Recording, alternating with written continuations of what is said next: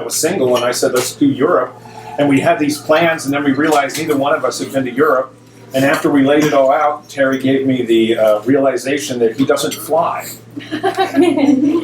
So that kind of makes a trip to Europe a little bit out. And then Terry said, well, isn't there anything here in the United States? And I said, well, William James started in Boston. We could talk about Harvard. I said, well, why don't we do that?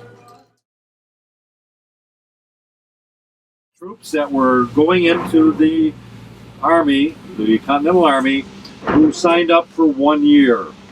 Meaning that many of them, as they got closer to their year and their enlistment is up, they would just run. They would just take off.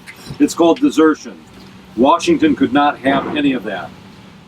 And so Washington laid down the law and said the penalty for desertion will be death by firing squad.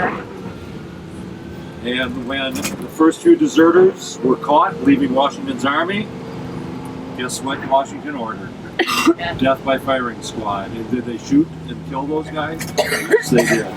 So Washington was strict when it comes to those kinds of things, but when you look at it, in the situation they're in, you had to be. Because if you let people just desert, people are going to do it. But if you make an example of them, then maybe that'll put a stop to it and save the whole cause. So George Washington was, now later on when he was president, he did just the opposite. Have you ever heard of a little rebellion out in western Pennsylvania in 1794 over a thing called the whiskey tax? Does anybody know what that rebellion was called? Whiskey Rebellion? The Whiskey Rebellion. Western Pennsylvania, out near Pittsburgh. They had put a tax, with the new government now under the Constitution, they had put a tax on corn whiskey. And most of the farmers out in the West, they couldn't make any money selling corn, but they could make money turning their corn into mash, and mash is whiskey. So now there's a big tax on what they're finally making money on. Now they got to pay this big tax on it. And so these farmers out there rebelled. George Washington, as president, gets on his horse and leads 10,000 troops out to western Pennsylvania in 1794. He leads them right almost through Gettysburg. They go a little bit north of Gettysburg. Have you ever heard of the Russell Tavern out by Goldenville Road, just about 3 miles north of campus? Washington actually slept there overnight, near the Hack campus. He takes those 10,000 men out to western Pennsylvania.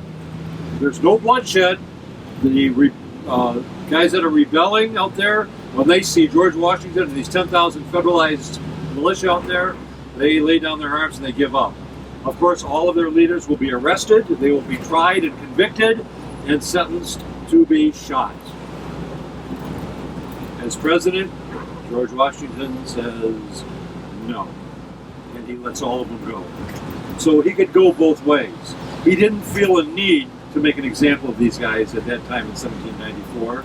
It wasn't a matter of life and death or clear and present danger, whatever you want to call it.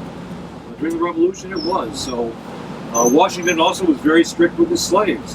But here's what I want you to know is that every Southerner that had slaves was strict with them. And one of the main reasons is that in many areas, and in fact in some entire states like South Carolina, black slaves outnumbered white free people. So they were extremely strict because easily they could have been running a rebellion, what they call servile insurrection, and overtaken the white communities. So they're extremely strict in terms of slave law. Of course, slave law would include such things as it was against the law for a slave to learn how to read and write, and if you were a white person and you taught the slave how to read and write, you would go to jail. Frederick Douglass grew up in the Eastern Shore of Maryland. His master's daughter took a liking to him, and she secretly taught him how to read and write.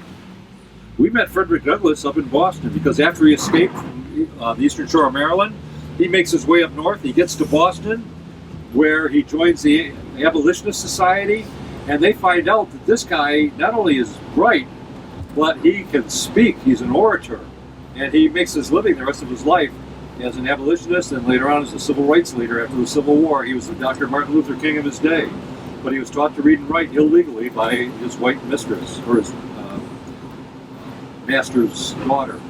The interesting thing about Frederick Douglass is that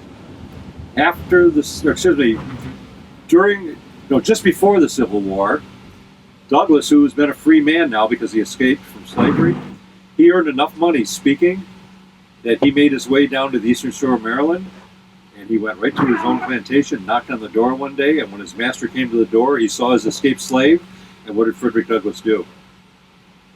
Paid him. He took out his wallet and paid him and bought himself. Because a slave is nothing more than property, and if you have the right amount of money, the master didn't care who bought the slave as long as he got paid well for him. Frederick Douglass had to go back and buy himself to be technically now a free man. Some slaves actually had to do that where they would get their freedom from their master, but their wives and children didn't. So they had to go and get a job and make enough money to go and buy their own children or their own wives.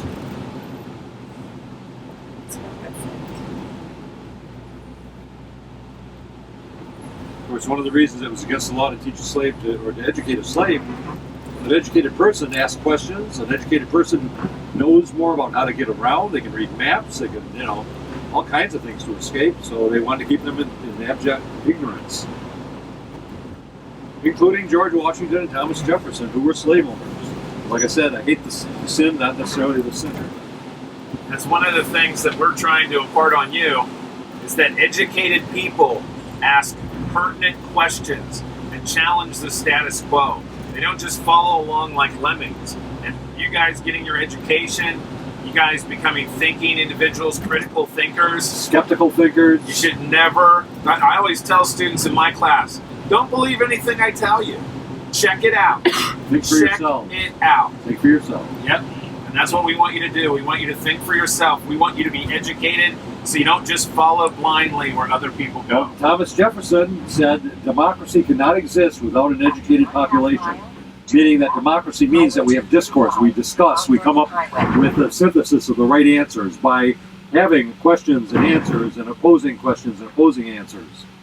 And it's a dynamic. Whereas in a dictatorship, you want to keep people ignorant and control their thinking.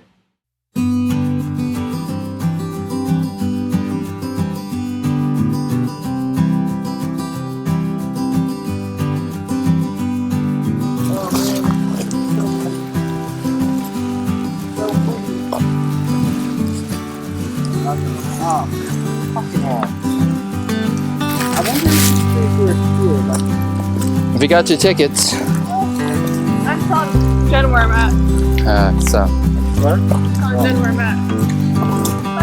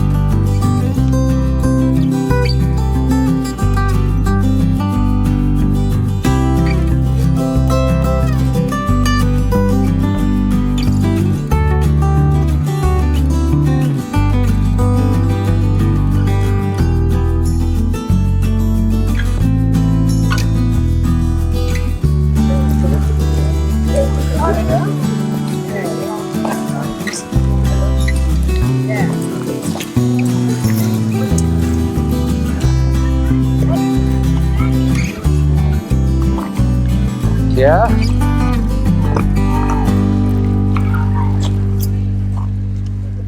Hey, flower. Taking photos of flower stuff. Boring. There's a little maze. That's plantain. Is that no maze? It looks like a maze. That's what it says. All planned by Martha Washington. All planned by Martha Washington. What's this one? I don't know. They're giving a talk. This is the greenhouse. Yeah, we don't have time for that.